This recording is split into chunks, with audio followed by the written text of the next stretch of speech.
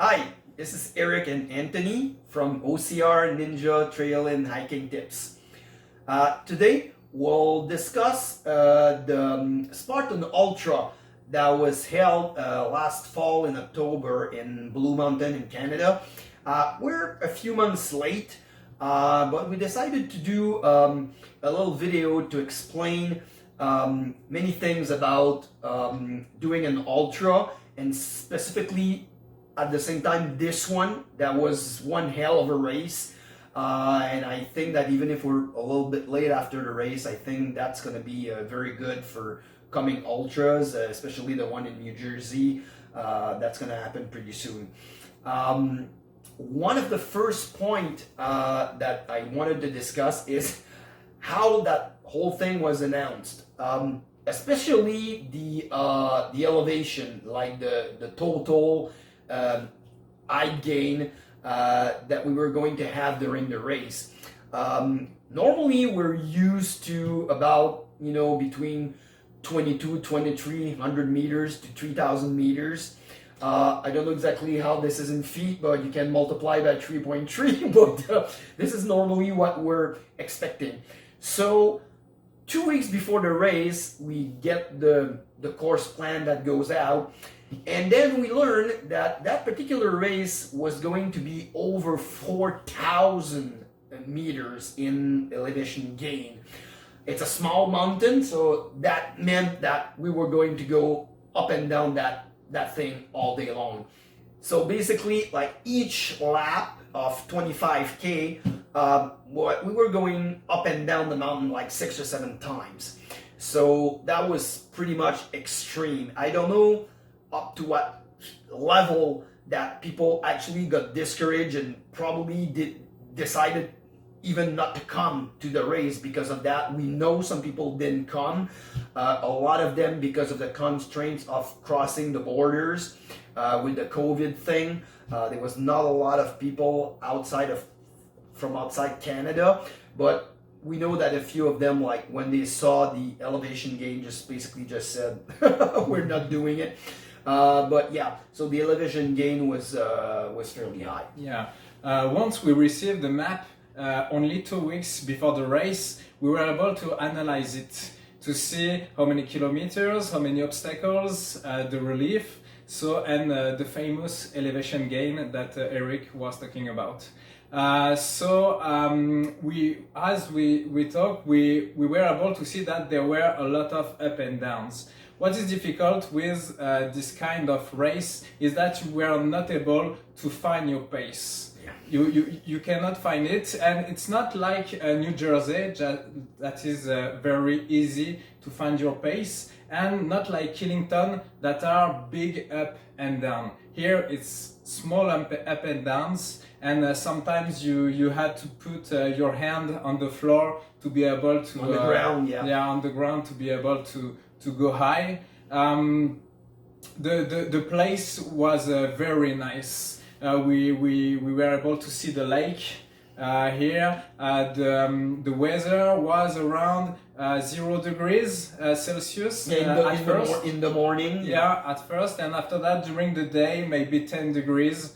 Probably even more with the sun and everything at one point. Yeah, it was pretty comfortable. Yeah, and a little bit of rain, but not too much. No, maybe like 20 minutes, not even, I think, something like that. But like Anthony was saying, the views were totally awesome in the morning with the sun coming up and having one of the Great Lakes at the bottom of the mountain and everything. Like, yeah, that was the place to do a race like that. And he was saying also, like, you can't find your pace, but on top of that, like each time we were going up and down the mountain in the 6 or 7 times per lap that we were doing, like none of those up and downs were the same. Like sometimes it was like this, sometimes it was like that, sometimes it was like almost climbing with your hands and everything. Like everything was changing every time we were going up and down. So it was like you were saying, was almost impossible to find some kind of rhythm. or Yeah. some kind of pace. For the place, the city, thanks to Spartan, we were able to park our car very near of the start of the race. That is a very good point because at the end of the ultra, you want to go very fast to your car, and as you can be a little bit tired after it. Yeah, and then after that, yeah, stats. Stats were not good. I think, like, I don't want to go into numbers and misdirect you or anything, but it was over like 300 people that had registered. We know that like around 180 or something like that actually took the start line, were at the start line. But one of the stats that we know for sure is that like the finisher rate was what, 32%? 32%, yeah. So yeah, the failure rate was completely ridiculous. I remember that we were at the drop zone at the middle of the race, and we were able to see the race director that was here with some cutter, and to ask who's one to cut their band to stop the race, and it was cut a yeah. lot of bands. That particular ultra was like, for me, it was the first one. Like, we'll discuss that later. But mentally, it was really hard at the drop zone because like we decided to do it for the fun of it, so we were not in a competitive mood. Especially that I thought I'm gonna talk about it later, but I like one of my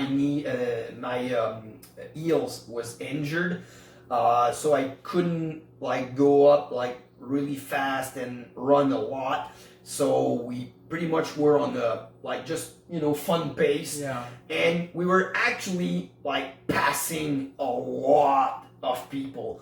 Like, I was really impressed on how many people we were actually passing on that particular pace.